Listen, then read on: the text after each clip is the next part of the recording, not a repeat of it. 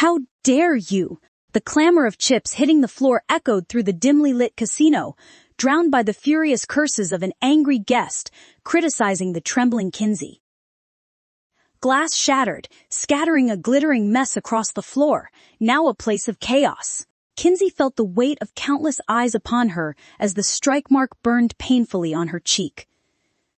She felt the rusty taste of blood rise in her mouth. It was obvious.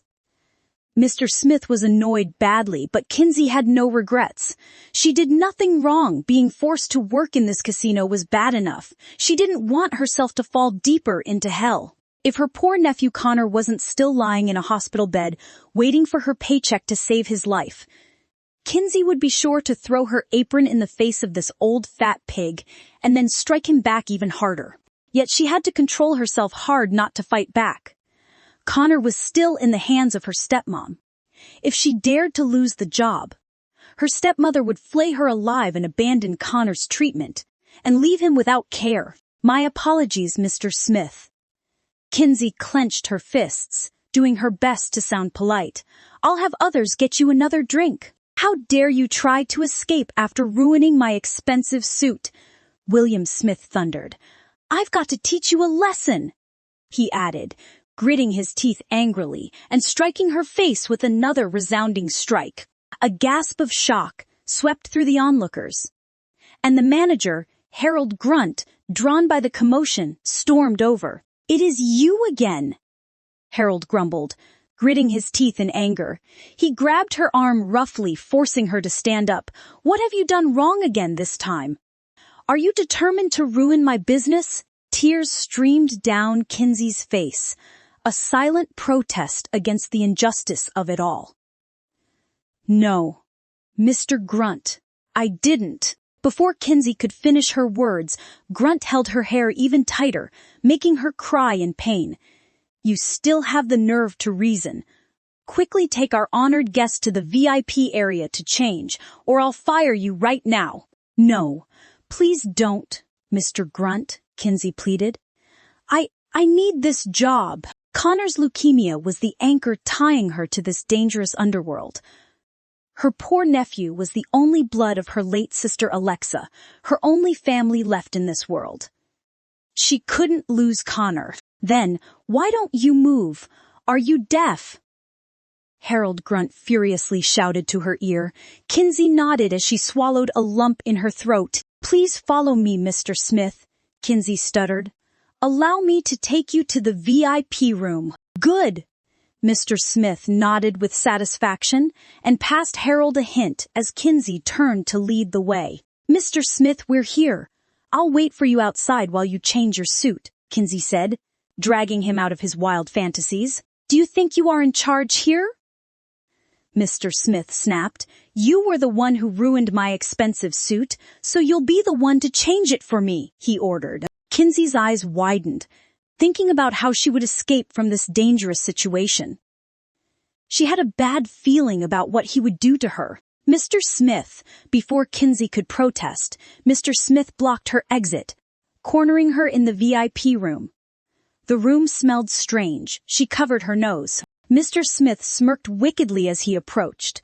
Tonite, you have nowhere else to go. With this chance that he was unable to gain his posture to get up, Kinsey hurriedly ran out of the room.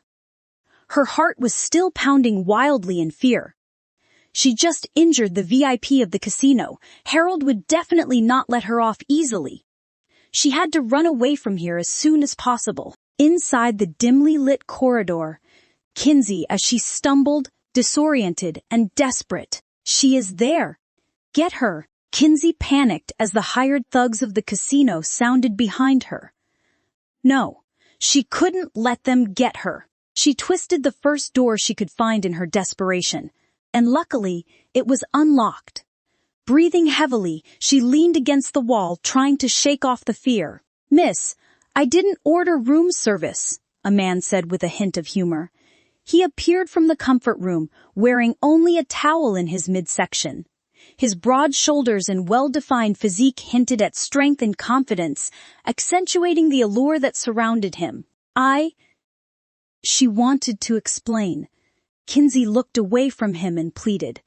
Just please let me stay a while. I'll leave after. A strange, overwhelming sensation washed over her in the dimly lit room. As she looked at the mysterious man, she felt an inexplicable connection, as if fate had drawn them together in this chaotic moment. I want you now, Kinsey said, her face a few inches close to him. The stranger was taken aback by her bold action. Remember, you asked for it. The following day, Kinsey woke up. There was herself alone in the luxurious suite. Oh no! How should I explain all this to Gordon? Kinsey felt a headache and suddenly, the harsh ring of the phone pierced the room's silence. Get your ass back now, Kinsey! Olive, her stepmother's angry voice echoed through the phone. Or I'll let you watch Connor perish. Chapter 1 has come to a close. Please stay with us as we read through the rest of this story. If you are watching, please give us a like and leave a comment telling us where you are tuning in from.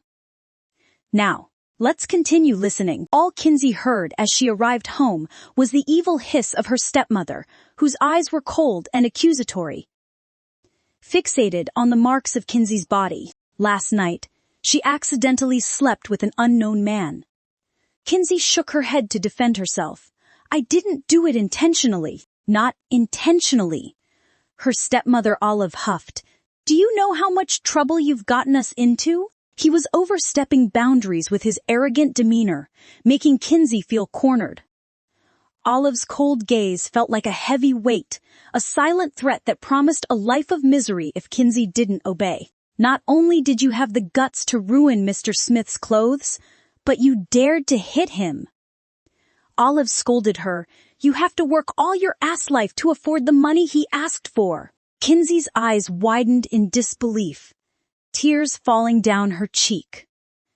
She knew her stepmother had always disliked her and her late sister Alexa, but she had never thought Olive would want to ruin her so badly. She suddenly felt so chill. Ever since the duo mom and daughter had moved in, this big house was no longer a home for her and Alexa. Father had always been aloof from their suffering. Kinsey felt like running away. But what about Connor if she ran away? Now, she lost her job. Mom, are we still paying for Connor's medical bills? Her stepsister Blair revealed from the shadow, gloating at Kinsey. Olive scoffed. Of course not, and that is on you, she pointed to Kinsey sitting on the floor. This is your fault. If Connor perish, it is because you refused to help him. Kinsey immediately pleaded, holding Olive's legs. Number, please don't stop paying for Connor's medical bill. I will find a new job. I swear, I will perform better this time. Alexa had been her only savior while she was alive. She always shielded Kinsey with all her mind, and now she was gone. Kinsey felt obliged to protect her son. If she just ran away, they would have given up on him directly, leaving him for dead. She couldn't let it happen. Olive enjoyed her pleading face as she pried off Kinsey's hands on her legs. Cunning flashed across his eyes. Since you've pleaded so hard, there is only one way for you. Olive deliberately paused, giving Kinsey a bad feeling. Marriage. Olive's words cut through the suffocating air. Marry the son of the Simons. Kinsey felt it like a bomb exploding in her head. Why me? She asked. Though Kinsey hadn't known any Simons in her life, the ancient heritage and vast properties of the Simons were known to many. It was a very powerful family. Does it matter? Blair said nonchalantly, as if marriage wasn't a big deal. You should be grateful that you have the honor to marry such a prominent family, Olive added, exchanging a knowing look with her own daughter. There is no way this mother and daughter duo would marry her to a decent man from a noble family. Kinsey smelled plotting almost immediately. It was like Blair could read Kinsey's mind, she interjected. But don't get too carried away. Brandon was a man deemed loathsome in appearance and reputation, which is why he is half-exiled from the family. Half-exiled. What does it mean? Kinsey asked in confusion. Blair smirked wickedly. Do you think we will let you marry the real heir of the Simons? Who do you think you are? Look at yourself, you shameless person. Kinsey had fully regained her senses that this mother and daughter duo was planning to sell her again. Sacrificing her to an unloved son would gain them the shelter of the Simmons family. What a deal. But how should I explain it to Gordon? Kinsey muttered, trying to fight this injustice. Gordon had been her boyfriend for years, whom she promised to marry and keep her innocence for. But she had no idea how to face him after all that had happened last night. He might be able to understand it was an accident last night. But how would he forgive her for abandoning him to marry another? Don't ever think about Gordon, Blair laughed mockingly and crouched to whisper in her ear. He is already mine, and I am carrying his baby. You are nothing to him. You liar, Kinsey retorted. Gordon could never do that to me. He promised me. I figured you wouldn't accept it, Blair sneered, tossing her phone to Kinsey. But facts speak louder than words. Kinsey grabbed the phone with shaky hands to see a video playing. It was clearly Blair on the video with Gordon ficking her.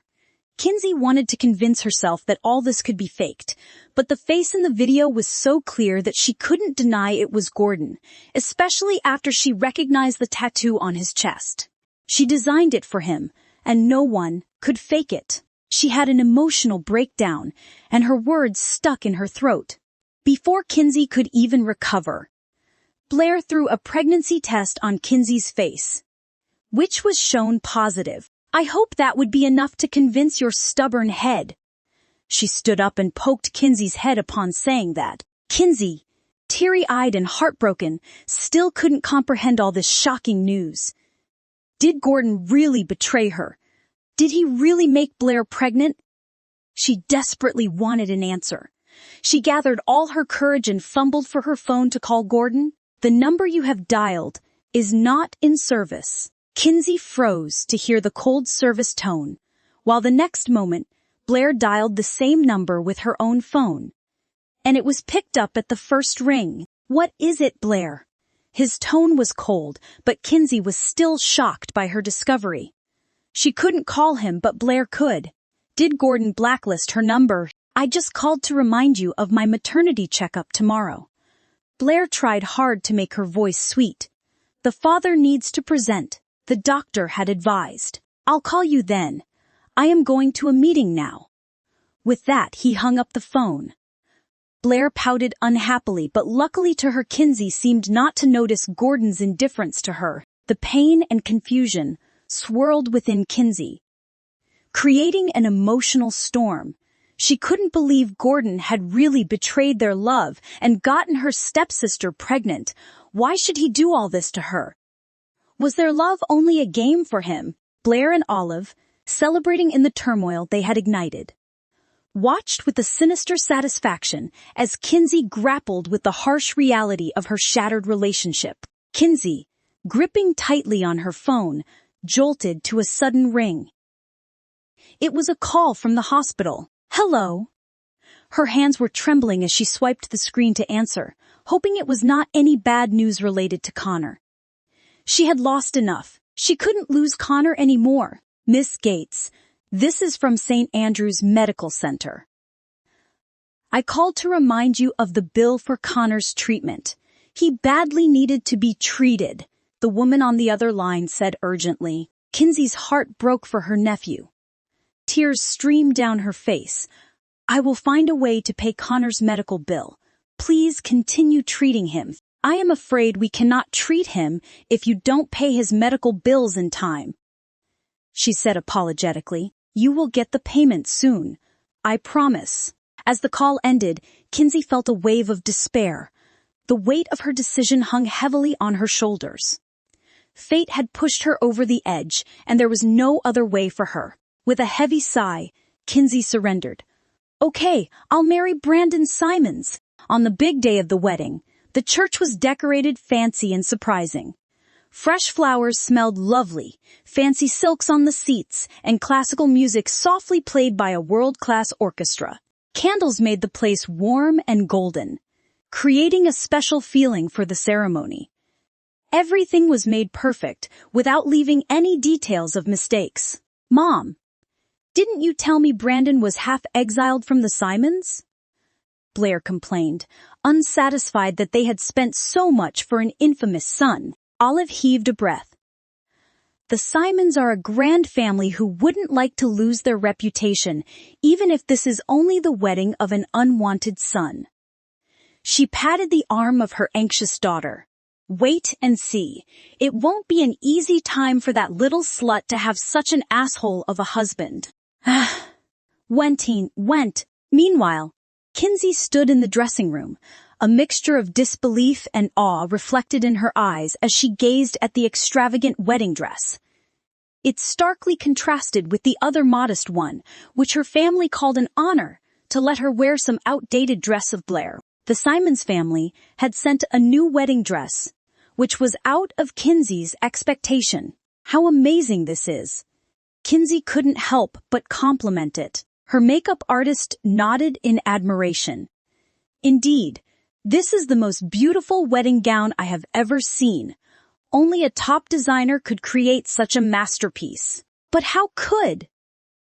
Kinsey was confused as everyone said her groom-to-be was an unwanted son of that family. Right at that moment, the door swung open, and Gordon entered with a venomous glare. Sir, this room is for the bride. Irrelevant one shouldn't be here.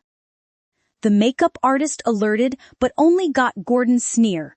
Irrelevant one, ask her if I am someone irrelevant. His eyes still fixed on her, and Kinsey knew he wouldn't give up easily. Sighing, she instructed the makeup artist to get out. Let me talk to him. The room was left silent. When it was just them two, Kinsey looked away trying to pick her words. They hadn't contacted each other since that day. Gordon had also noticed the gorgeous wedding dress. His eyes filled with a toxic blend of hatred and jealousy. He could foresee how amazing she would look in this wedding dress. She was supposed to marry him, but now she was going to another man. The venom in his words stung as he sneered. Well, Kinsey, you finally managed to hook up with a wealthy family.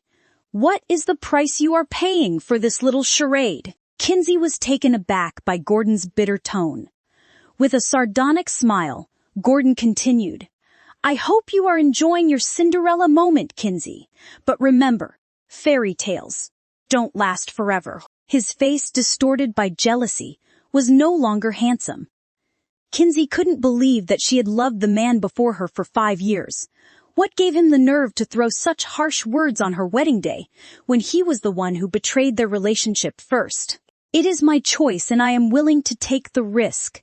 Kinsey swallowed the bitterness inside her and turned her back on him.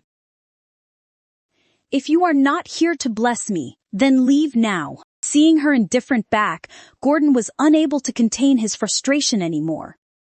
Tell me, Kinsey, how could I bless you? We've been together for years, yet you forget all of it in just a blink of an eye and marry another. How should you expect I would bless you? The bitterness and frustration in his tone make her feel tears. Yes, how had they gotten this far? You crossed the line first. Gordon, the baby in Blair's belly is yours and you can't deny it. Her response was laced with deep bitterness. Gordon, taken aback by her response, was momentarily speechless. He didn't realize she already knew. Blair had promised him it would be a secret for a while. It was a mistake, Kinsey. I was drunk that night, he finally said, feebly. I thought, a mistake? Then why didn't you tell me? 3 months and you have no true word for me. Her tone couldn't help full of complaint. Exhaustion washed over her. Gordon, get out. It is not good for us to talk about the past, as you will be my brother-in-law soon. I don't care. Gordon, desperate and unwilling to give up. Kinsey, let's run away, he pleaded, reaching for Kinsey's hand and making her face his gaze. Let's run away and start over. The unexpected proposition caught her off guard, but the thought of Connor's mounting medical bills and the innocent baby in Blair's belly weighed heavily on her. In a moment of desperation, she fabricated a lie. "I don't love you anymore. Gordon, I am marrying Brandon Simons," she said, biting her lower lip as she pushed Gordon's hands away. "He is a loser. You won't be happy marrying him." She raised her voice. "Leave, Gordon. The talk time is over." Hearing her calling, the makeup artist immediately came in. Feeling defeated, Gordon walked but left her the last word. "You'll beg me back after you realize what a monster you married." Kinsey's facade crumbled, tears silently tracing down her cheeks. Her wedding day became a turbulent storm of conflicting emotions. The makeup artist felt sorry for Kinsey but could do nothing, so she continued her job with her best. "Kinsey is already beautiful." She highlighted her features and made her the most beautiful bride of the year. With her dress-up complete, Kinsey was led into the grand wedding hall. Her new gown adorned her figure, radiating elegance. As she stepped into the hall, everyone gasped at her beauty, even making Blair's eyes widen with jealousy. Guests murmured excitedly, and the atmosphere buzzed with the promise of a union between two prominent families. Yet, as the moments ticked by, the expected groom, Brandon Simons, was noticeably absent. "Why isn't your handsome groom here, Kinsey?" Blair seized the opportunity to taunt. "Oh, he is probably too ugly to be seen, and he needs more time to dress up." Everyone said Brandon was a monster. Blair was expecting to see Kinsey standing beside him. That scene must have been hilarious. Kinsey clenched her dress as she heard the ill will in her tone. Though she had nothing about Brandon Simons, Kinsey knew clearly what kind of husband Oliver and Blair wanted for her. He was impossible to be a handsome gentleman, but someone with obvious flaws. However, standing there was no longer any chance for her to step back. She couldn't afford the risk of annoying the Simons family, and poor Connor was still waiting for her in his hospital bed. Her sacrifice would be worth it. She hoped, God bless her, that Brandon could at least be a kind man. All Kinsey could do now was wait for her husband to be. Blair intentionally made her voice louder for Kinsey to hear. "Gordon, what would our wedding be like? Would it be much more lavish than this?" Gordon replied coldly, while his eyes still fixed on Kinsey. "Blair, this is not the right place to discuss our wedding." Blair felt disappointed, but her gloating smile widened when she caught a figure at the entrance. The heavy church door creaked open, and a man shuffled in. He was quite the sight, portly, unattractive, and with a shining bald head. "Look, Kinsey, your groom has arrived. What a splendid couple you two will make," Blair laughed out loud, pointing to the man. Kinsey felt her nails pierced her palms. However, she could only accept her fate. All for Connor. She murmured to herself as she forced herself to face it. As she was about to greet the supposed groom, the man just simply found his seat and sat down. He was only a guest. Kinsey was relieved, while Blair stomped her foot. In anger, maybe her husband-to-be is much uglier than that bald man. Blair comforted herself upon saying that. Right at the same time, the door opened again, and an unexpected figure appeared. A man in a couture suit entered the fancy church, looking noble and handsome. With his every step, he walked like a heavenly deity. No one man could move their eyes away from him. Blair was dumbstruck, complaining to her mother. Mother, it is not the same as what you told me." This man was simply a masterpiece from heaven. Olive swallowed hard. I don't know. They said he is just an unwanted son. Maybe this one isn't." Blair and Olive couldn't help but hope this was only a stranger who wandered by mistake, just like the previous bald man. But the last shred of their delusion was shattered when the priest announced that the groom arrived and the ceremony should begin. "Forgive my tardiness, my bride." Kinsey felt incredulous as she looked at the man who was gently kissing her hand. Who could tell her? Why did Brandon Simons share the same face as the man she'd had a one-night stand with at the casino? The scenes of what happened in the casino kept flashing in her mind. Kinsey's hands quivered out of nervousness, and Brandon had cupped her chin before she knew it. "Stay focused, little bride. Every guest is watching," he murmured to remind her calmly, making her unable to read the emotions under his eyes. Did he recognize her? He didn't recognize her, did he? Kinsey was inexplicably a little lost. But wasn't it better for her? The Simons family wouldn't have approved of the marriage if they'd known she'd been a waitress at the casino. Connor's medical bills would have been canceled as well. A loud clapping took Kinsey out of her reverie. Brandon politely held her hand, facing the guests. She hadn't seen him smile since the beginning of the ceremony. Looking at the perfect couple standing together, Blair was so jealous that her nails nearly pinched her palms to bleed. The rumors fooled her. It was said that Brandon Simons was an incredibly ugly and uneducated scoundrel. That is why she had refused without a second thought when the Simons family proposed. Blair was expecting to mock Kinsey for the rest of her life when she suggested her mother force Kinsey into this horrible marriage. But now, the reality was a hard strike on her face. That fancy wedding dress, as well as the handsome groom, should belong to her both, but she mistakenly vaulted them to Kinsey that. She was green with anger. Olive looked terrible, but was a little more composed than her daughter. She patted her hand. "Don't worry. Brandon was only a half-exiled son of the Simons, different from Gordon, who is the rightful heir to a great family." Her mother's words woke her up. Blair looked down at her belly, where the heir to Gordon was lying. "Mother is right," she nodded to herself. Kinsey could never defeat her because she would only be dragged into the mire of poverty by her useless husband. What good was a handsome face without money or power?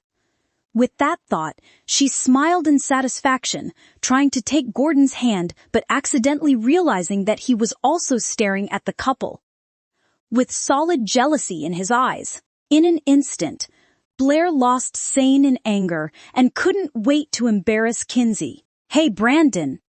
She approached the newlywed couple with her arms locked to Gordon's. "I am Blair, Kinsey's sister." Brandon glanced faintly at the hand. Blair held out for a handshake, but didn't bother to touch it. "What?" Blair cursed inside as she stomped on her feet. She was used to stealing thunder from Kinsey, but this guy just ignored her as nothing. No wonder he had become an unwanted son of the Simons. Blair quickly squeezed out a fake smile, trying to knock them down from another aspect. "Brandon, I heard you are having difficulty getting a decent job. What is your plan now that you are married to Kinsey?"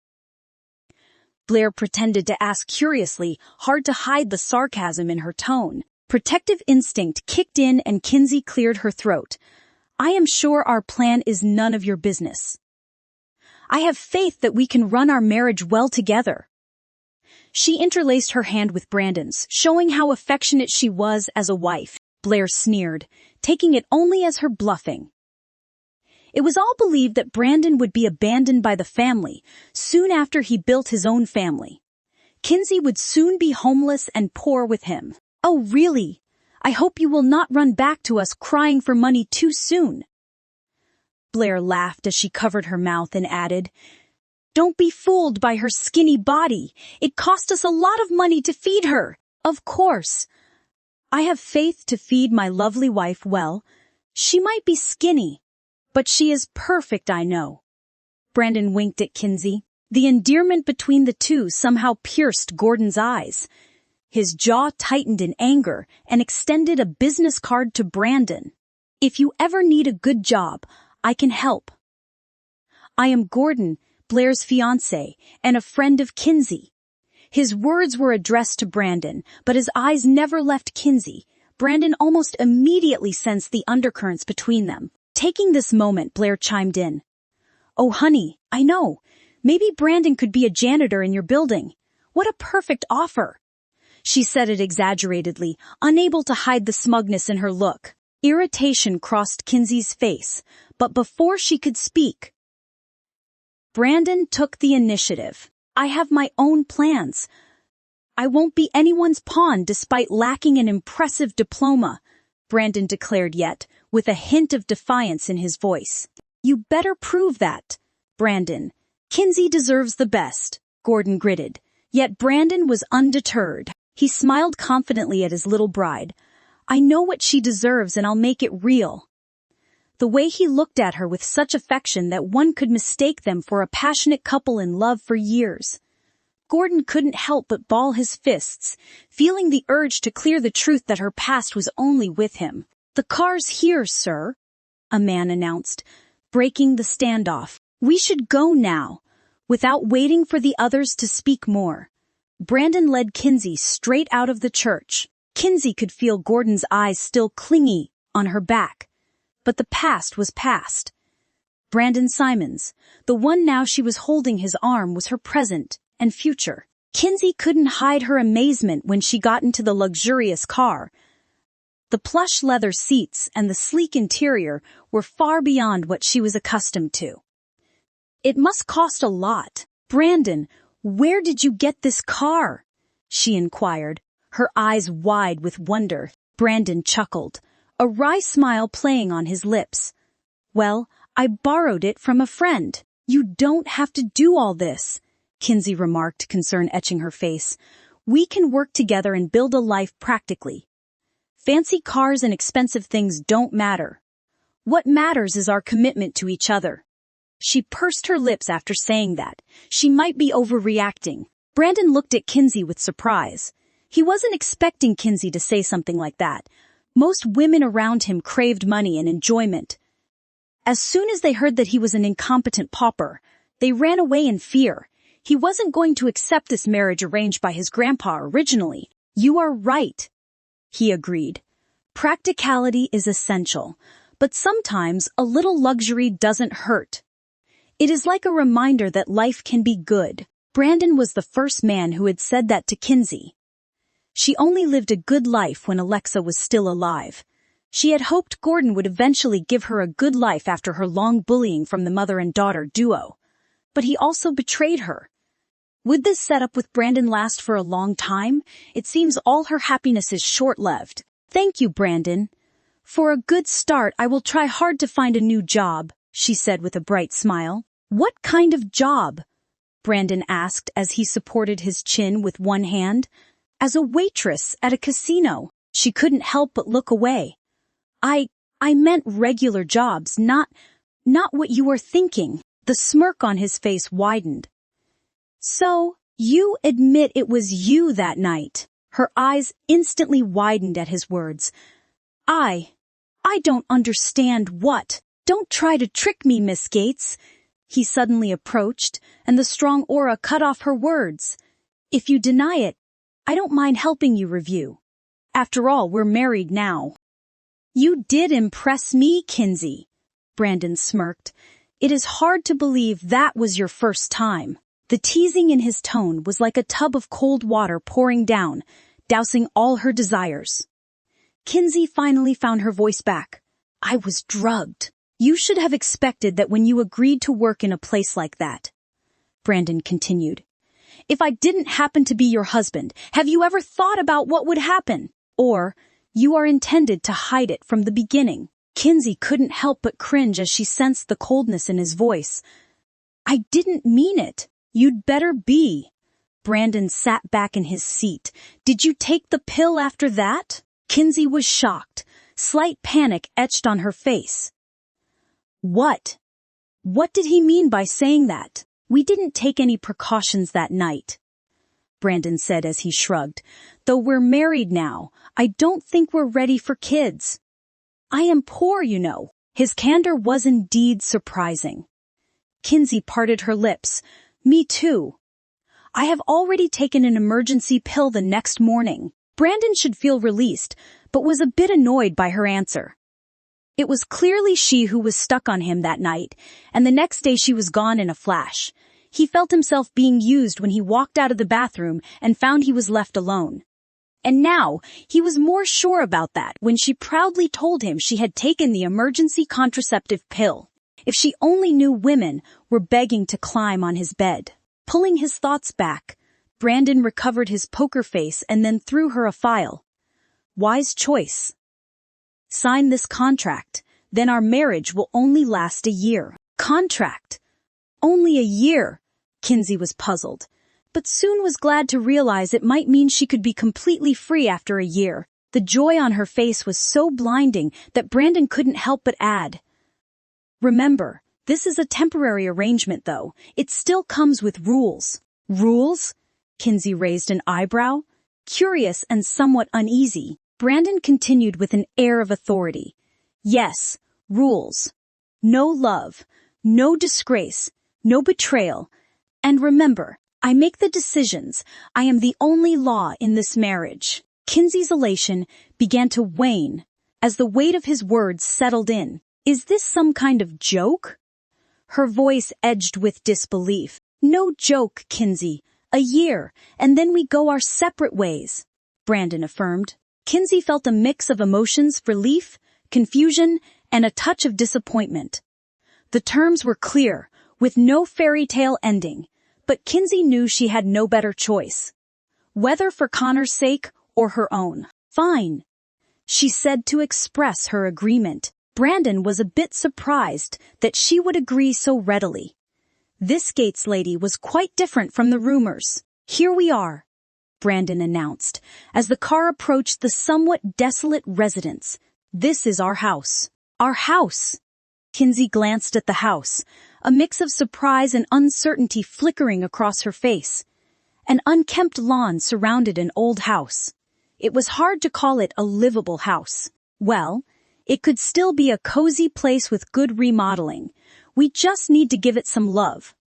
Kinsey attempted to find some positive aspects. Brandon raised an eyebrow, intrigued by her optimism.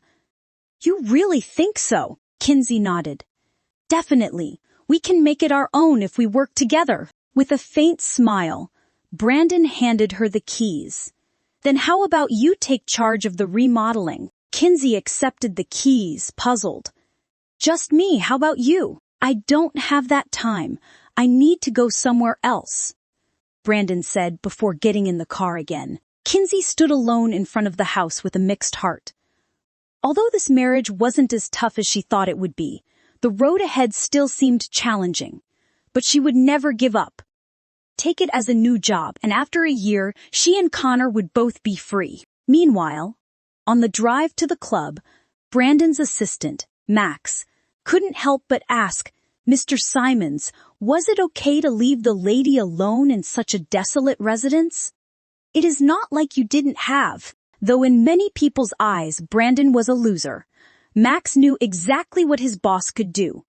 Who would have thought that the half-exiled son of the Simons would have his own commercial empire? He owns several mansions and villas in and out of the country. The hidden assets in his name were already worth over $1 trillion. Brandon sneered. "Don't be fooled by a woman's appearance, Max. The prettier the woman, the better she lies." Max seemed to say more, but the phone interrupted their conversation. Glancing at the caller ID, Brandon answered. "Grandpa Benjamin!" The stern voice of an elderly man echoed from the other end of the line. "Brandon, why did you leave your bride alone?" No need to ask to know that Grandpa must have sent someone to watch around his house. Brandon, leaning back in his seat, responded lazily. "Grandpa, I already married the Gates lady as you requested. I don't remember I had promised anything else." Grandpa Benjamin huffed disapprovingly. "Brandon, don't play word games with me. You know why I request you to get married." Brandon didn't reply, but looked out at the passing city lights. He was just as stubborn as his grandfather, and neither could convince the other. "I am getting old, Brandon." The old man let out a long sigh. "There is not much time left for me to cover for you. If you don't want the fruit of your parents to be eaten up by those jackals, give us an heir as soon as possible." Kinsey finally made Brandon's old house more livable within a few days. But Brandon had yet to come home since their wedding. If this was a marriage of love, they were supposed to have a honeymoon in their favorite place, like a beach resort, or fly to an expensive private island in a tropical country. But it is not. She felt relieved, but a little bitter. Her last few nights She hadn't slept well because living here alone was so deserted, and she had to worry about security at night. But all this was nothing compared to the suffering days under her stepmother and stepsister. Kinsey reached for her phone, but realized she needed Brandon's contact number. She chuckled bitterly, disappointed that she didn't even have her husband's phone number. "I need to visit Connor," she murmured before heading to the kitchen. Kinsey prepared some food to visit Connor to help enlighten her nephew's mood. It is the least she could do while he was in treatment. The sharp white walls and antiseptic scent rushed to her nose as she entered the hospital. She couldn't help but feel bad at the thought of Connor having to stay in a place like this for so long. "Miss Gates, we need to talk," the staff said sternly as she approached the reception. "Here are Connor's medical bills that need to be paid." With a stoic expression, the receptionist handed Kinsey a statement detailing the mounting debt. As Kinsey glanced at the figures, mixed emotions overwhelmed her: anger, helplessness, and a fierce determination to confront Olive. "Why have the bills reached this huge?" she asked, fighting back the tears. "Miss Gates, these are the bills accumulated for the past few months." "Few months?" Kinsey repeated.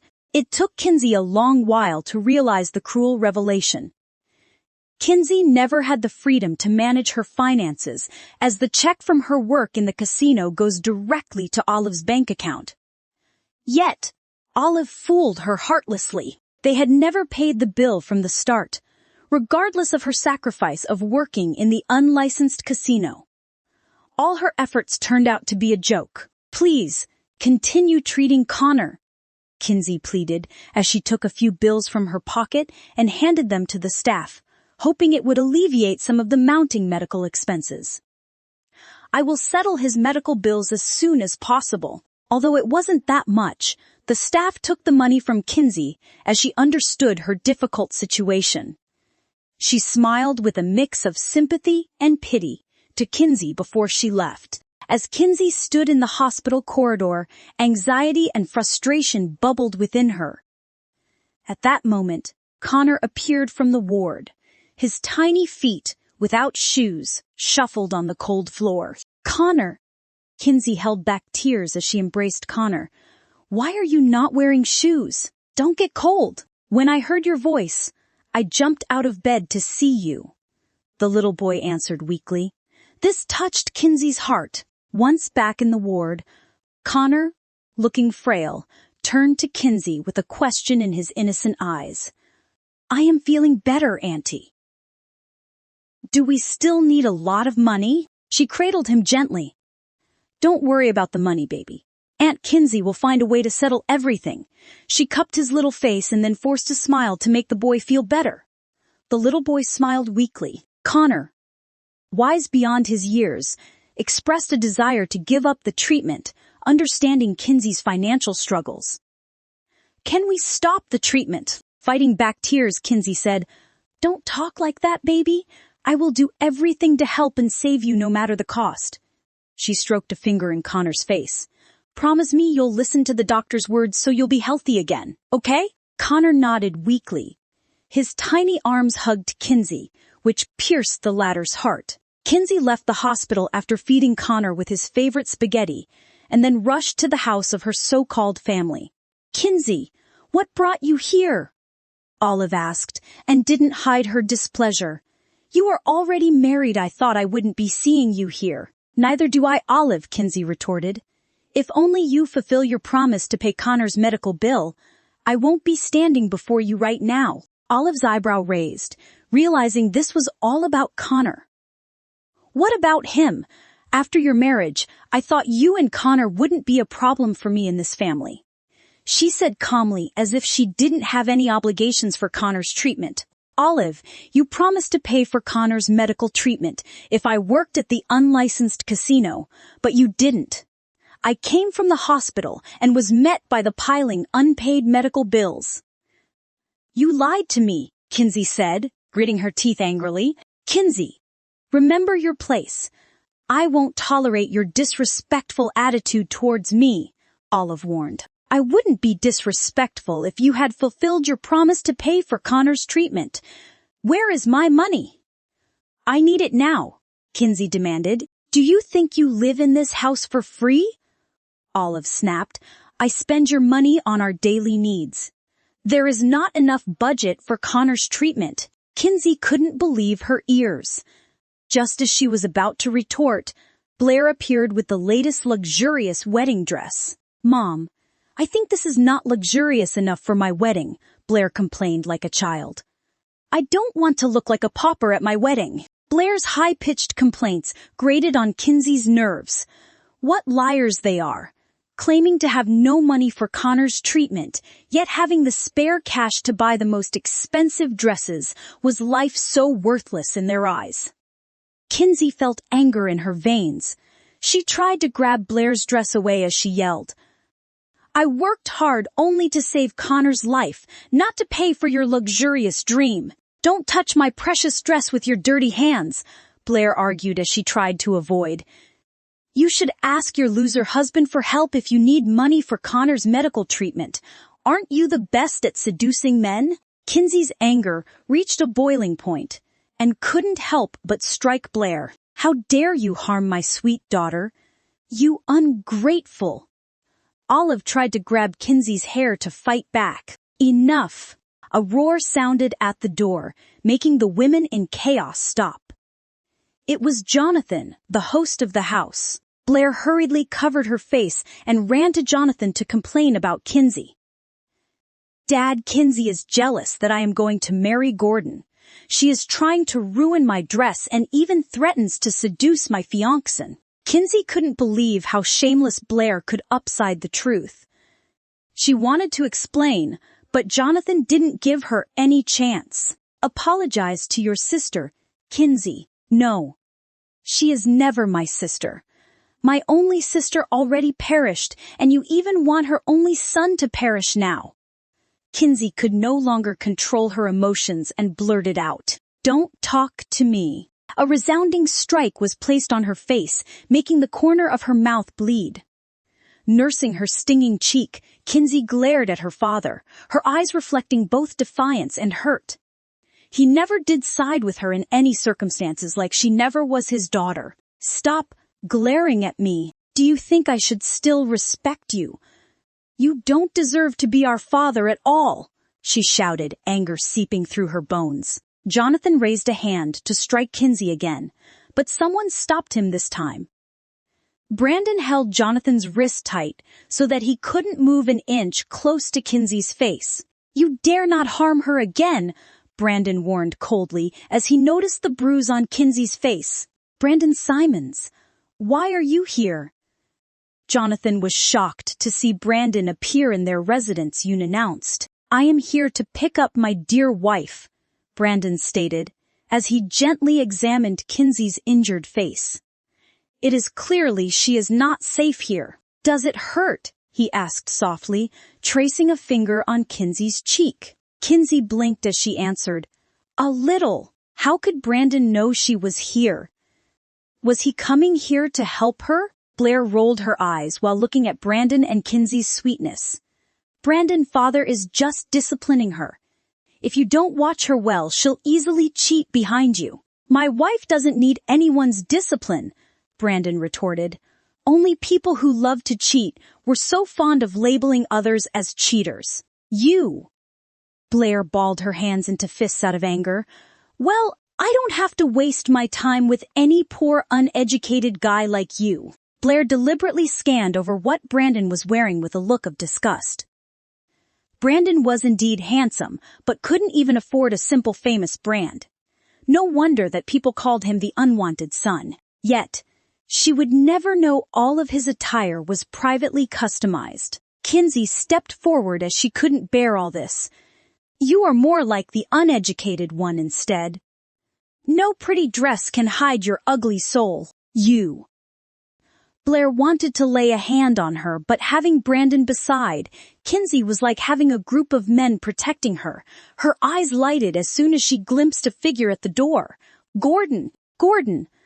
I can't believe Kinsey purposely came here only to show off with her new husband, Blair complained, pouting her lips like a child.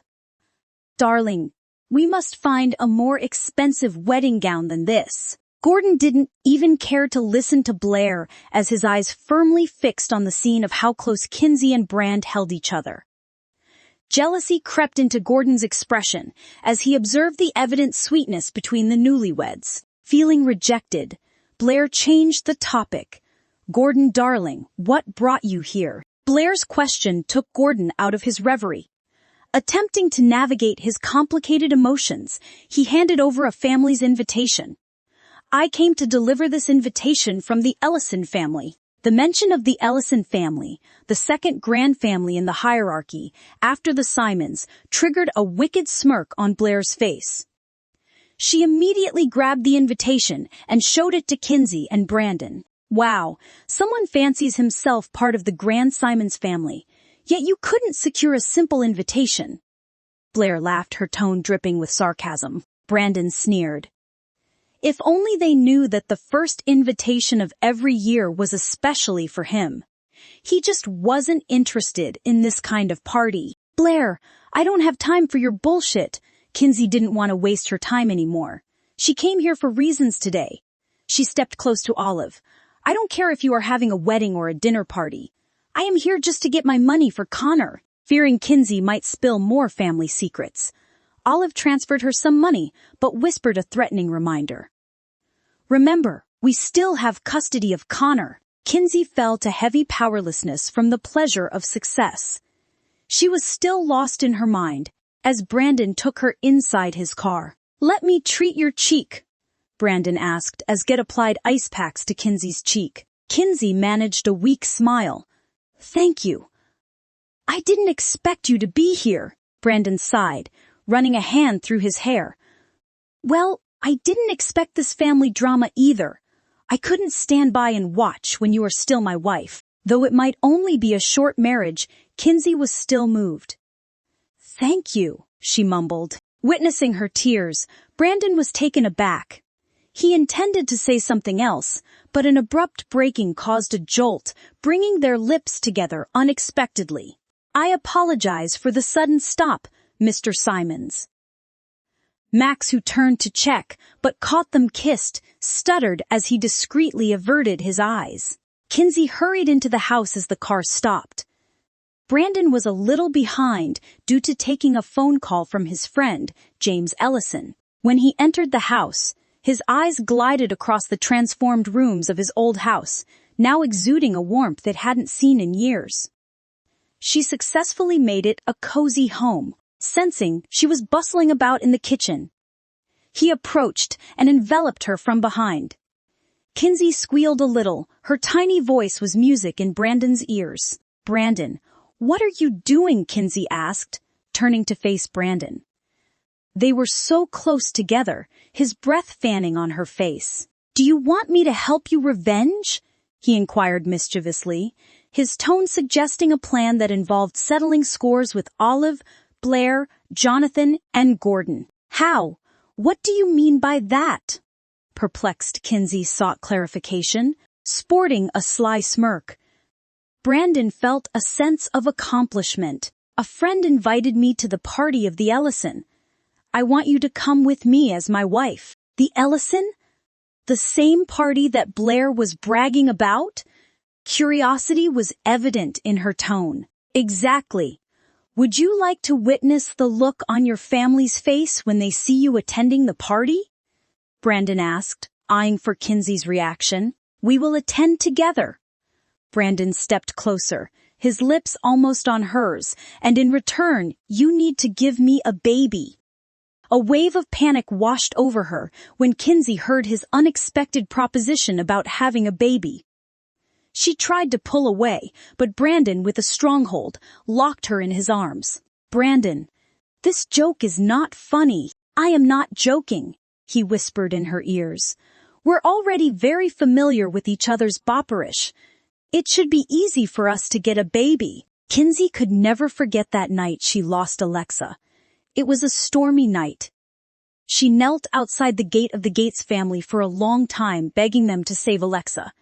However, when she finally managed to get the money and hurried to the hospital, Alexa still ended up dying in childbirth, leaving her only the baby Connor. It isn't that easy, Brandon. With all her strength, Kinsey pushed him away, causing him to freeze in his place.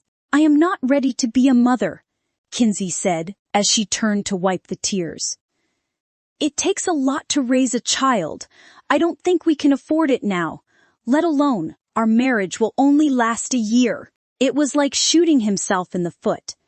Brandon pursed his lips.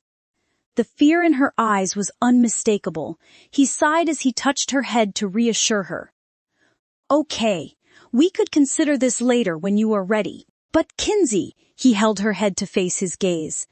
Tell me what makes you agree to this arranged marriage. She was surprised by his perceptiveness. But if she wanted to take Connor's custody back, she'd better tell him the truth. She would need his cooperation, as he was her husband now. I have a nephew. She paused, trying to collect her words well. His name is Connor. He is badly ill and needs money. I don't have his custody as I was still underage when my sister passed away. The Gates family will never treat him right, she stressed. I have to bring him back under my care first. Her voice revealed a mix of determination and vulnerability. Brandon felt his heart tightened. He hadn't realized that such a thin body like hers carried so much. He didn't catch the full drama at the Gates house today, but it wasn't hard to see what kind of life Kinsey had suffered under that roof. I'll support you, he said after a moment of contemplation.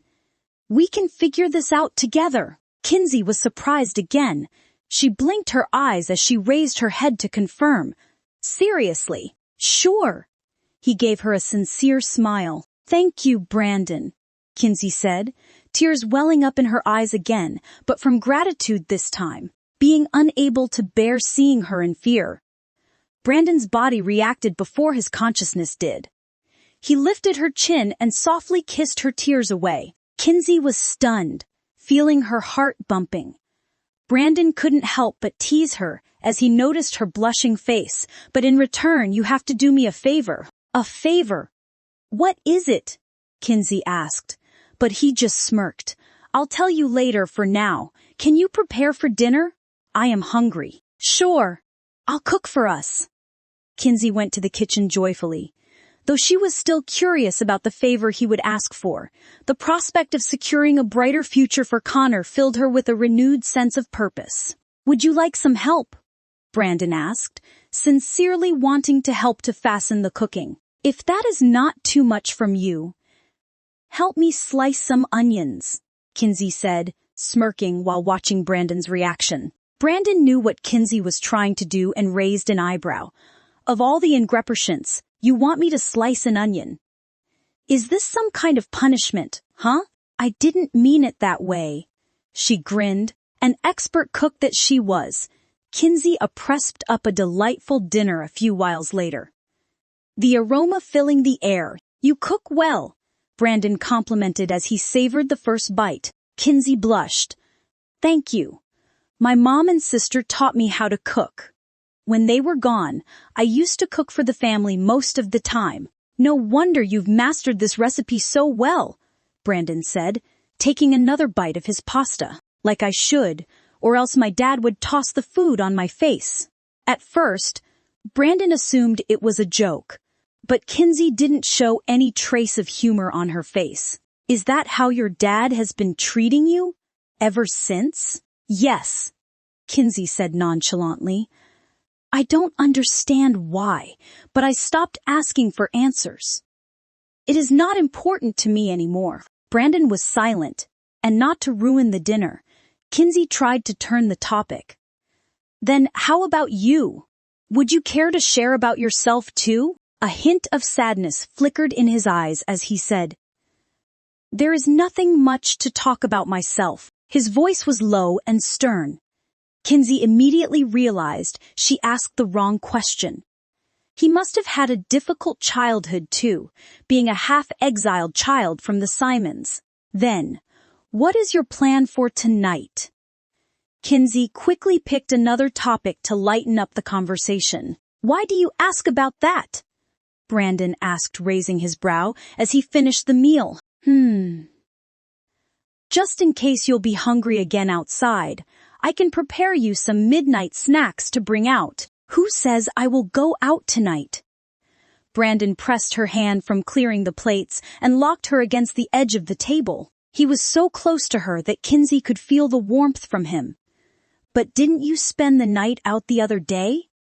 I just thought, she stuttered. Are you reminding me that I have snubbed my dear wife? No, I don't mean that. Kinsey shook her head trying to explain, but it only amused him more. Brandon took her hand and fell a soft kiss on it. Don't worry, my little bride. I'll stay home tonight. Make up for the wedding night. I owe you. Hearing Brandon showering in the bathroom, Kinsey found it was hard to calm herself down. She thought it was only a contracted marriage with no intimate interaction when it was not necessary. She already accepted it when he didn't come back home for days. But what did he mean when he suddenly chose to stay home tonight? There was no extra bedroom in this house, and Brandon didn't seem to have any intention of sleeping on the couch either. Was he waiting for her to sleep on the couch first? Many thoughts flashed through her mind, but the moment she heard the door of the bathroom about to open, she covered herself with the sheet, pretending she was already asleep. Brandon stepped into the room and couldn't help but be entertained by Kinsey's faking sleep. He deliberately chose to lie down beside Kinsey and chuckled louder inwardly as he sensed how stiff the one beside him was. In a gentle motion, he drew her into his protective embrace. Kinsey couldn't pretend she was asleep anymore. She opened her eyes and his charming face appeared just an inch from her. A smirk played on Brandon's lips. Almost thought you were asleep. Kinsey felt herself blush from head to toe at once. Brandon! Her voice was small as she would touch his lips, even with the slightest movement. Don't you want to sleep with your husband? Brandon teased her as he adjusted her position in his arms to ease her. Isn't it only a contract marriage? She reminded him, her tone a mix of nervousness and uncertainty. Or, do you expect me to sleep with other women? He asked, teasingly watching Kinsey's reaction. Didn't you tell me no betrayal in this marriage? Kinsey couldn't help but remind him. She hated being betrayed. Exactly. Brandon agreed with a chuckle. Then the wife has to warm her husband's bed, right? What is wrong, Kinsey? Brandon asked. His voice even sounded more sexy. Kinsey avoided his hot gaze and explained. I am sorry, Brandon. I just think I need more time. Again, Brandon felt rejected. Various emotions rolled over in his eyes, and he finally left her and got off the bed without a word. Are you being mad at me? Kinsey grabbed his arm and asked. She could sense he was in a bad mood now. If you dare to hold my arm one more moment, I can't promise things won't escalate. Kinsey immediately let go of his arm and murmured again, I am sorry, Brandon. She was still worried that she had upset him. I understand, he said, but didn't look back at her. But remember, we're married, Kinsey. I hope I won't have to wait too long. Kinsey didn't sleep well the whole night. Brandon went to sleep on the couch in the living room after another shower last night. She felt grateful that he didn't force her. While she was still afraid that he wouldn't talk to her anymore, Brandon, I am going to visit Connor today. Kinsey couldn't help but tell him when she was at the door. The man reading on the couch just nodded to reply, Would you mind accompanying me? She finally took her courage and extended the invitation. I told him about you earlier, and he said he wants to meet you someday. You told him about me? He was finally willing to look at her. What did you say to him? That you are my husband, Kinsey said, and you are a good one to me. I thought you disliked me. Brandon scoffed. No, I never disliked you. Kinsey clarified quickly, causing Brandon to smile. Okay, I happen to be free today. Let's visit Connor together. Relieved and appreciative, Kinsey gave him another smile. The air gradually shifted ease as the awkwardness dissipated. Soon Kinsey realized that inviting Brandon was a very great idea. Although the meeting was a bit in a hurry, Brandon got along with Connor very well. She never expected that he would be a patient and fun person with children.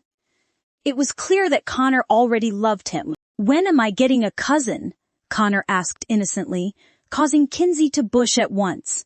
She glanced at Brandon a bit awkwardly. How should she explain this? "Connor?" "Look," Brandon interjected, diverting Connor's attention by engaging him in a conversation. "I brought you some toys to play with." Connor's eyes flicker in excitement, forgetting the questions he had just asked. He quickly hugged the Superman toy. "I like this one. It is my favorite." "This is all for you, Connor. Your Aunt Kinsey and I specially bought them for you, so you won't be alone when we are not around." "Really?" The innocent boy hugged the toys more tightly. "I always wanted someone to accompany me here. It is always too big and too silent." The little boy's words pricked Kinsey's heart. On their way to the hospital, Brandon insisted they buy some toys for Connor. Kinsey rejected it because it would be an additional expense for them. But Brandon said he could solve it and finally won all the toys by cooperating with customers. Now seeing what joy the toys brought Connor, she felt more guilty. She should have done this earlier. Brandon patted her hand and crouched to face the boy. "You are never alone, Connor. You have your Aunt Kinsey always, and from now on, you have me as your uncle too." "Yeah, that is right, thank you, Uncle Brandon." Connor hooray and hugged Brandon and Kinsey. They left Connor after Brandon lulled him to fall asleep. Watching his back a step before her, Kinsey felt her heart warm. Thanks to him, Connor could have such a great day. "Brandon, thank you for making Connor his day today," Kinsey said with sincerity. "Never mind. I kinda like the kid too. Do you have food cravings? I'll make you a nice meal in return later," Kinsey proposed. "In return?" He smirked at her.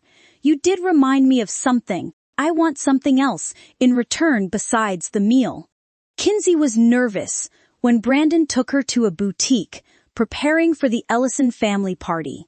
"How can we afford these lavish dresses?"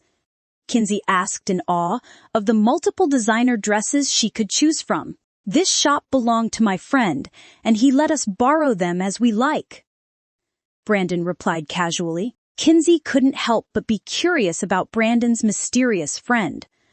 What kind of person would lend such a luxurious dress? "Brandon, who is your friend with such amazing taste?" Kinsey asked, trying to unravel the mystery. Brandon chuckled, enjoying the curiosity in her eyes. "You'll find out soon enough, Kinsey," Brandon replied with a playful wink. Brandon also hired a makeup artist for Kinsey. Kinsey tried to save the money for Connor's medical bill, but Brandon comforted her that the makeup artist was arranged by his friend too. Kinsey had no chance to learn it was actually the top celebrities' makeup artists. Brandon was at a loss for words as he saw Kinsey walk out of the room. "Don't I look good enough?" Kinsey asked timidly. "You look stunning," Brandon finally spoke, admiring his wife. As Brandon suggested, Kinsey chose the red evening gown adorned with Swarovski crystals and a diamond adornment at the center. She was about to dismiss wearing it because of the possibility of losing the diamond. But Brandon lied it was a fake. "Thank you," Kinsey said, biting her lower lip. "I'll be the envy of men at the party because I am with the most beautiful woman for the night." Brandon couldn't help but be reminded about their wedding day. Kinsey was equally breathtaking on that day. "The gown you chose was beautiful, Brandon. Are you sure this isn't a real diamond?" Kinsey asked, holding the diamond at the center of her chest. "We can't afford to lose this one, or some people might steal this," she added worriedly. "You don't have to worry about anything. Let's enjoy the night," Brandon said, dismissing the diamond topic. Kinsey was greeted by opulence and sophistication as they entered the Ellison mansion. The grandeur of the surroundings made her feel out of place, but Brandon's reassuring presence at her side eased some of her discomfort. The Ellison must have spent a lot for tonight's party. It is an honor to be here, Kinsey said in astonishment. It is not unusual for families like them to host such extravagant parties. Have you not been to this kind of party before? Brandon asked. Although the Gates family is not a prominent family like the Simmons, they are not poor, given that Jonathan inherited his wife's properties after her death. No. Kinsey shook her head to confirm. Her father, Jonathan, had never brought her to a luxurious party before, and would leave her home to do house chores. Meanwhile, Olive and Blair were too busy boasting about themselves at the Ellison party to notice the arrival of Brandon and Kinsey. As opportunists as they are always looking for a chance to get close to big shots that would eventually lend them favors. Even the patriarch Jonathan was there to support them. The same feathers flock together, as they say. However, Gordon remained silent as he saw the lovely couple, his gaze fixed on Kinsey's beauty as Brandon led her gracefully through the crowd. Olive, who then noticed Kinsey and Brandon, signaled Blair. They left Jonathan, who was talking to a possible business partner, and immediately followed the couple. Look who decided to join the elite party, Blair sneered, attempting to belittle Brandon and Kinsey. She blocked Kinsey's way to get her attention. Kinsey maintained her composure, flashing a polite smile. Well, we're here to enjoy the party. It is a wonderful event. It must be hard for the both of you to get an invitation here. Olive chimed in. Right. Congratulations. Your hard work has paid off, Blair ridiculed. Blair eyed Kinsey's evening gown and Brandon's suit, and she sneered. Is that a fake diamond? She pointed to the diamond on Kinsey's chest. Kinsey was about to confirm when Blair made another desperate comment. I see. You've made so much effort to borrow a lavish dress and suit just to fit in. Despite Brandon and Kinsey's stunning outfits, Blair couldn't resist taking a jab. And I am sure we'll fit right in, Brandon said, maintaining his composure. Oh, he might want both of you out of this party, Blair gloated, watching the waiter approach whom she thought must have come to kick out the two paupers. But the opposite happened. The waiter bowed down before Brandon. Mr. Simmons, the Lord invites you both to the second floor. Thank you. We'll be there soon, Brandon replied, and signaled Kinsey to move on with him. The news was beyond belief of Olive and Blair. That second floor only allowed the honored guests. Even Gordon's family failed to get the qualification. How could these two paupers be qualified? Blair wanted to reveal the truth, but Olive stopped her from losing manner in public. Don't worry, he must have borrowed his family's qualifications. The auction is the main event. Let's wait and see them lose face. Gordon watched as Kinsey and Brandon glided away, his eyes lingering on Kinsey's elegance back. Are you still thinking about your ex? Blair, noticing Gordon's distraction, nudged him angrily. Gordon shook his head and warned her. Many eyes are watching. Control yourself and don't make a scene, Blair. As Kinsey and Brandon ascended the grand staircase, they entered a world of another level of opulence and glamour. They were guided to a reserved area where the exclusive circle was. Excuse me, I'll leave you here for a while, Brandon said before Kinsey could ask more. Kinsey felt uneasy staying alone on the second floor amidst the unfamiliar faces. She tried to navigate the crowd cautiously, aware of the opulent surroundings and that she might unintentionally offend a big shot. Hearing approaching footsteps, she assumed it was Brandon returning to her side. However, when she turned, she was surprised to find a stranger standing before her, his gaze lingering on her. Hey, beauty, are you lost? The man standing before Kinsey was young, his face with a frivolous smile that made her instinctively want to avoid him. You seem lost. Can I help you? He asked, his tone flirtatious. No, I am not. I was just waiting for my partner, she said, trying to dismiss the stranger. Sensing the dismissive vibe of the woman before him, the man even took the initiative to prolong the conversation. Since he is late, Why don't we take this opportunity to get to know each other? Kinsey felt uncomfortable with his forwardness and quickly interjected. I am sorry, but I am already married, she said blatantly. To her surprise, instead of backing off, the man chuckled, his laughter ringing louder. Married, huh? And to whom do I owe the pleasure of addressing? Kinsey hesitated before replying. My husband's name is Brandon Simons. The man's laughter intensified at the mention of Brandon's name, his demeanor becoming more mocking. Brandon, you say? Well, what a lucky man he is to have snagged someone like you, he said, eyeing Kinsey from head to foot. Kinsey's discomfort grew, unsure how to respond to the man's jesting tone. She could feel her cheeks flushing with embarrassment, wishing Brandon would return and rescue her from the awkward encounter. You'll have no future with Brandon, he jeered, his tone dripping with disdain. But fear not, my dear.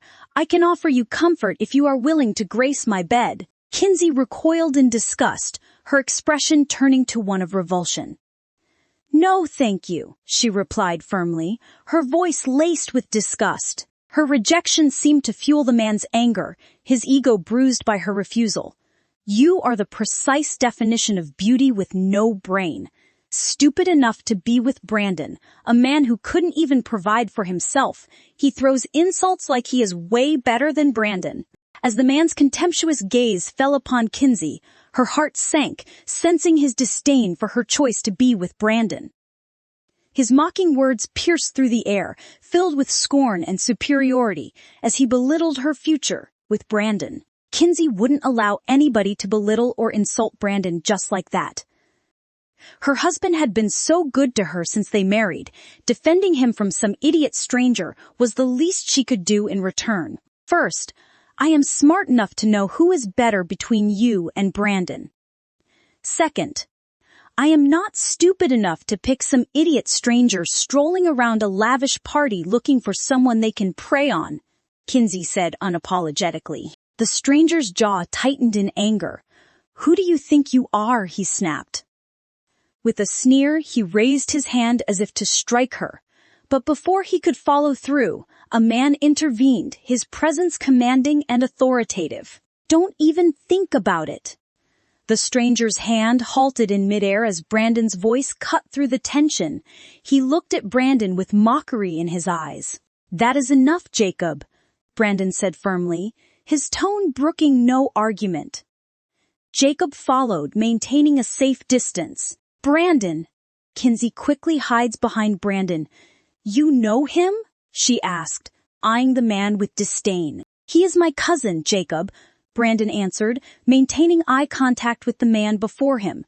He appeared calm, but deep down he was boiling with anger. Brandon turned to check on Kinsey.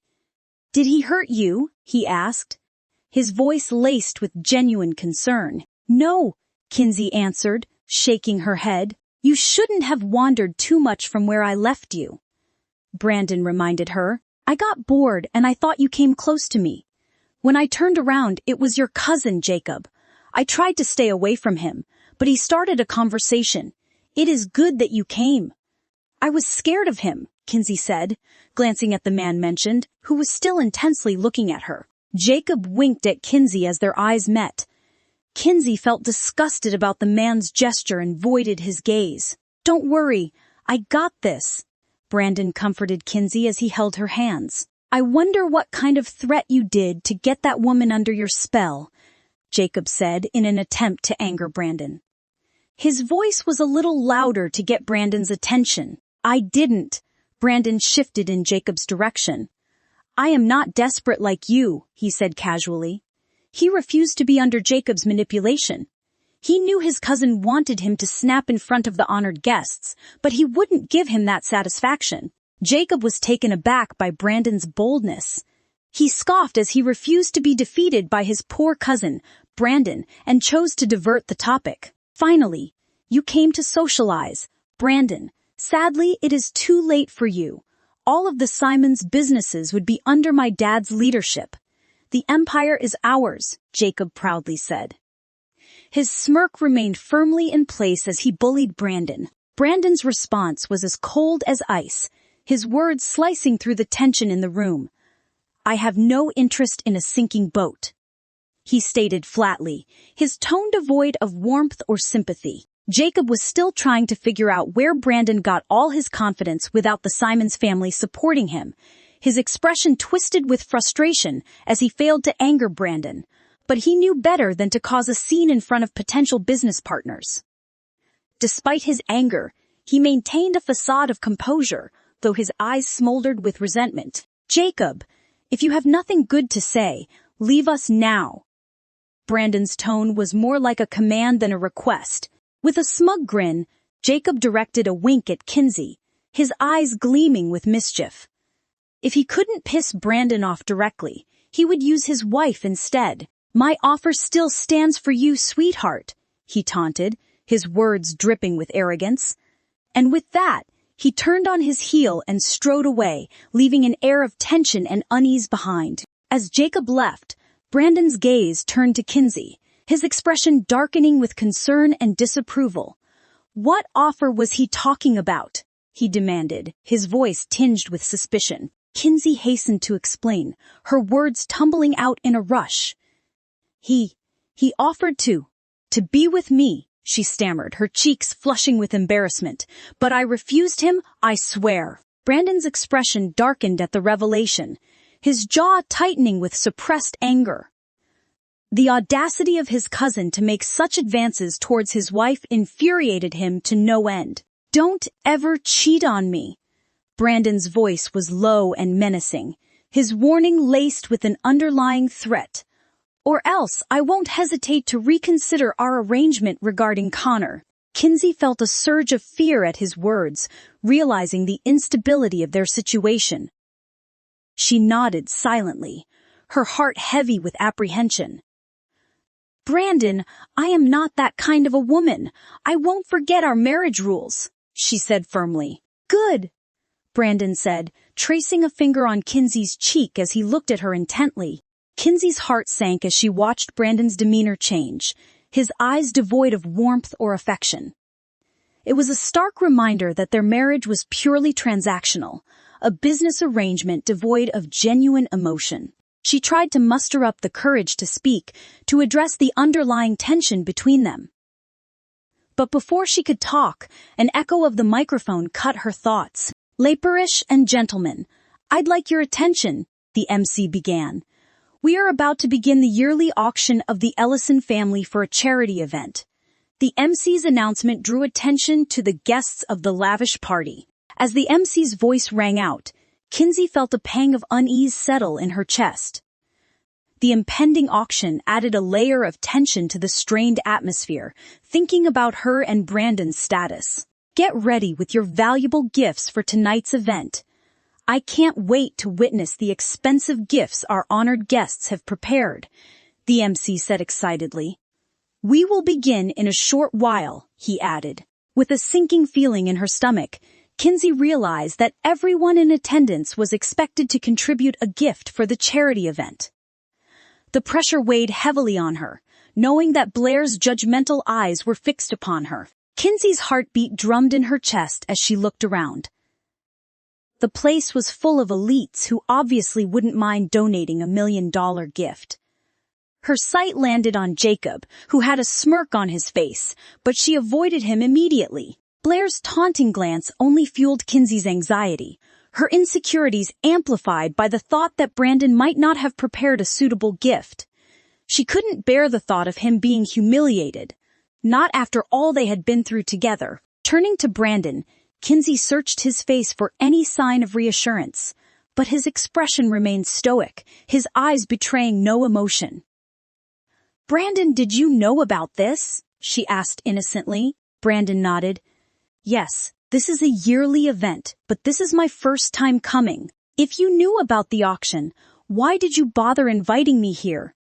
Kinsey whispered, seemingly irritated by Brandon's careless decision.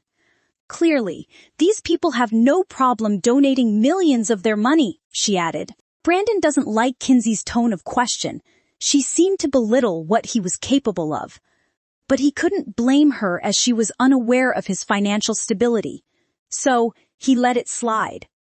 On the other hand, Kinsey was concerned that Brandon would be humiliated in front of the honored guests. Okay. Now let's begin, the male MC announced, signaling the start of the charity auction. As the auction commenced, Kinsey's mind raced with worry. She could only hope that Brandon had prepared something worthy to silence Blair's sneers and prove they were a force to be reckoned with, despite their unconventional union. Blair's mocking gaze only served to heighten Kinsey's anxiety. She could feel the weight of Blair's disdain, a constant reminder of her status as an outsider in this world of wealth and privilege. As the guests started donating expensive jewelry, paintings, and other exquisite collections, Kinsey could only hope that Brandon would surprise them all and prove that he was more than just a loser in Blair's eyes. Blair couldn't resist the opportunity to flaunt her fiancé's generosity. "Look at this exquisite jeweled watch Gordon donated," she boasted, flashing a smug smile at Kinsey. "He is always so generous with his gifts, unlike some people." Meanwhile, Jacob seized the chance to assert his superiority over Brandon. "And here is my contribution," he declared, gesturing towards the $1 million painting he had donated. With a sly wink in Kinsey's direction, he added, "I always aim to impress. Unlike your husband." Kinsey simply rolled her eyes as her hands held Brandon's arms tightly, giving her a sense of safety from any danger that might come, including Jacob. Everyone has donated. Only Kinsey and Brandon still need to place their donation. Kinsey couldn't shake off the sense of unease that gnawed at her. She noticed the expectant glances directed towards Brandon, and a wave of apprehension washed over her. Would he be able to contribute something of value?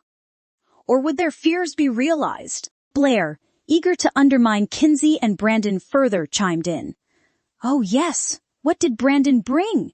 she asked with faux innocence, her tone dripping with condescension. Brandon remained composed as he revealed his gift, a seemingly ordinary stone. The room erupted in laughter, and Kinsey felt embarrassed for her husband. However, she refused to let them belittle him without standing up for him. Brandon's gift may not be flashy, but it holds sentimental value. Kinsey interjected, her voice firm. It represents strength and resilience, qualities that are often overlooked. Brandon then again was stunned by the way Kinsey defended him. He doesn't feel the need to prove that his gift is valuable. Only an expert on rare stones could tell how much it costs. But Jacob and Blair were unfazed, their mockery only intensifying. "Stop defending your financially unstable husband, Kinsey. It only makes you look desperate," Blair ridiculed. Jacob came close, his eyes gazing at Brandon and Kinsey alternately. "This man is obviously not fit to be in this event," he said with disdain.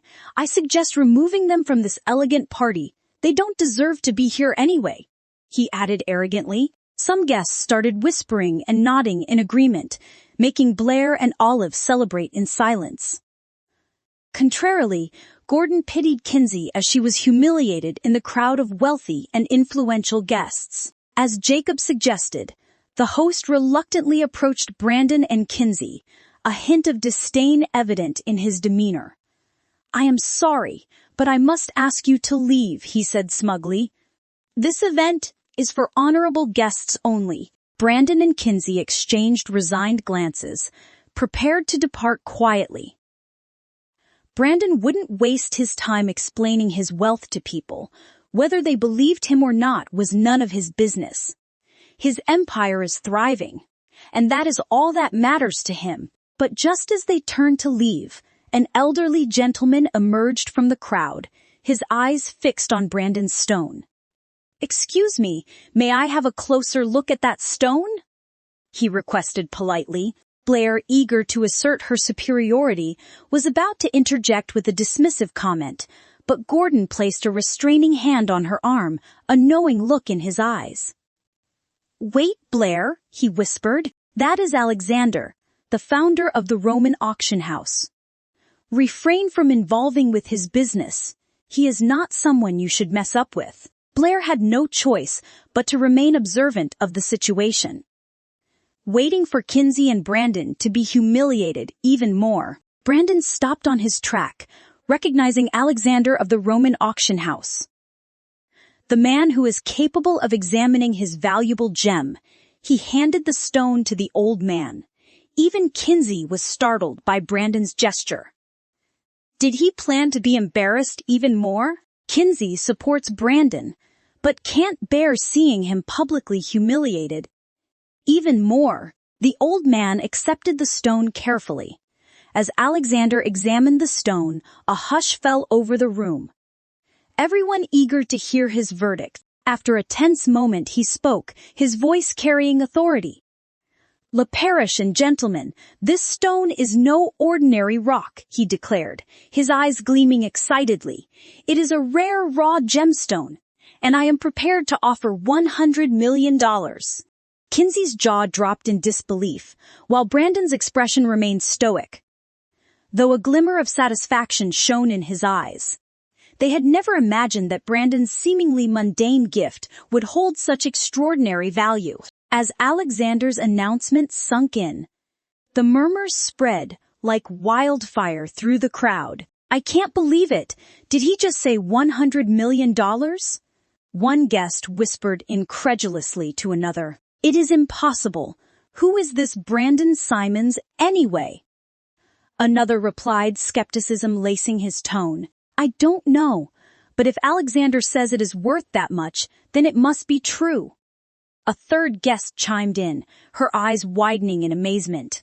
After paying for the gemstone, Brandon initiated a handshake with the founder of Roman Auction House.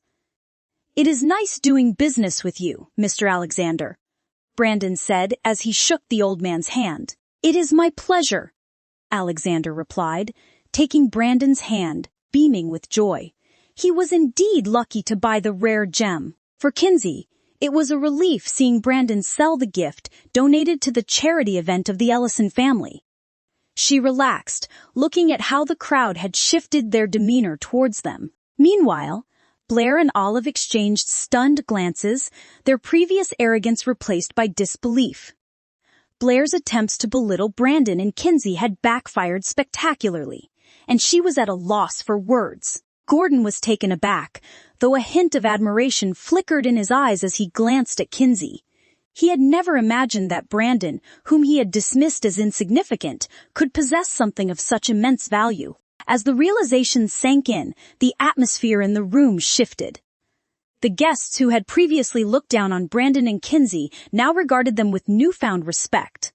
Their attitudes softened by the revelation of Brandon's unexpected valuable gemstone. Even Jacob, who had initially mocked Brandon, found himself reevaluating his opinion, a hint of jealousy gnawing at him as he watched Brandon and Kinsey bask in the newfound admiration of the crowd. How did his cousin own such an expensive rare stone? The last time he knew, Brandon was struggling to even support himself. Blair couldn't resist the urge to taunt Brandon. She wouldn't give up easily. "So Brandon, did you just happen to stumble upon this precious stone, or did you steal it from somewhere?" she asked, her voice dripping with sarcasm. Before Brandon could respond, a friend of his, Henry, the son of Ellison, intervened. "Miss Gates, are you seriously questioning the integrity of the Ellison family's guests? Each guest undergoes a thorough survey before being included in this event," his tone stern. Blair faltered, taken aback by Henry's unexpected defense. She stammered, I didn't mean," but Henry cut her off, his expression firm.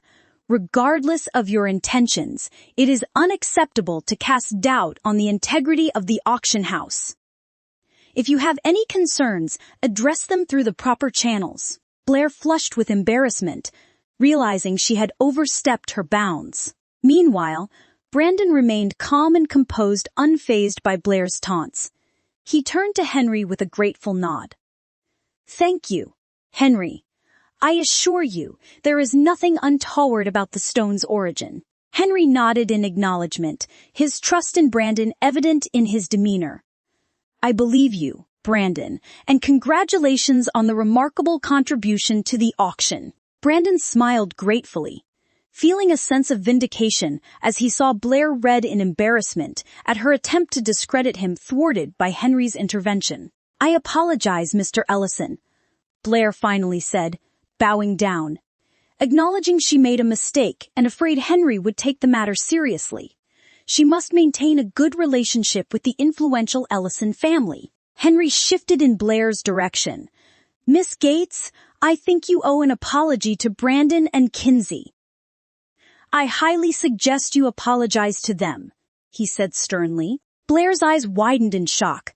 She will never apologize to people below her status. She hesitated, her pride wounded, but Henry's firm gaze left her no choice.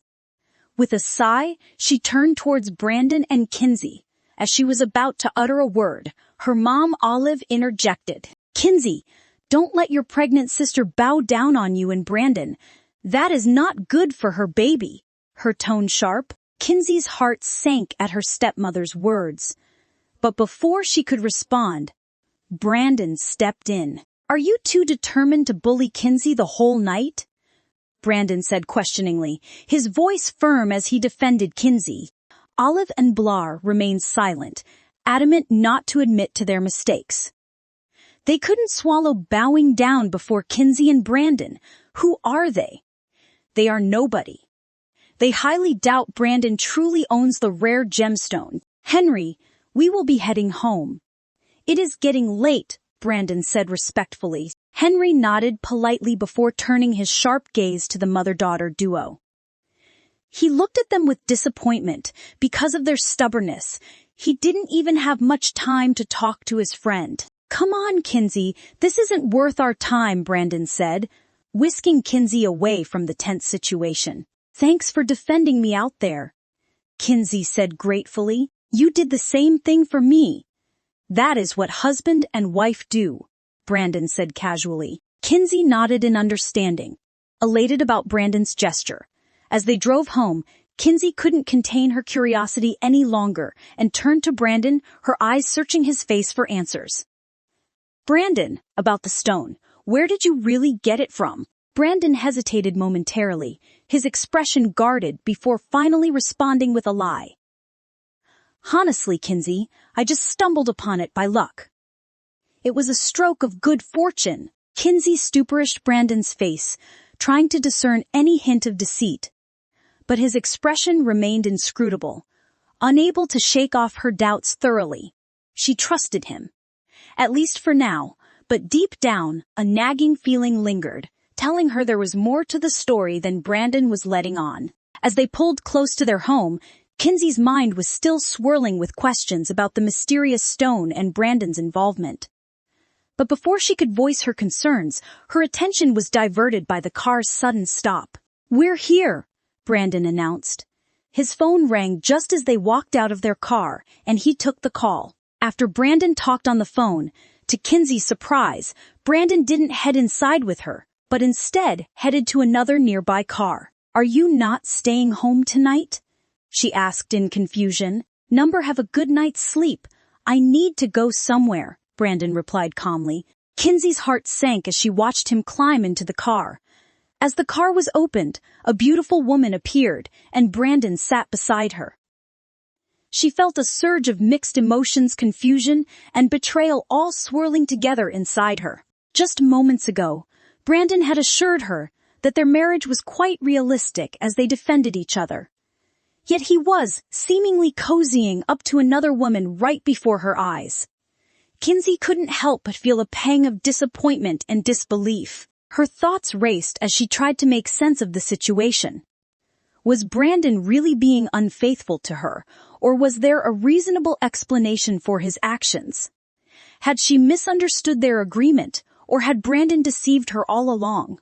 Brandon broke his own rules. Unable to bear the uncertainty any longer, Kinsey retreated inside the house, her mind consumed by a whirlwind of doubts and insecurities.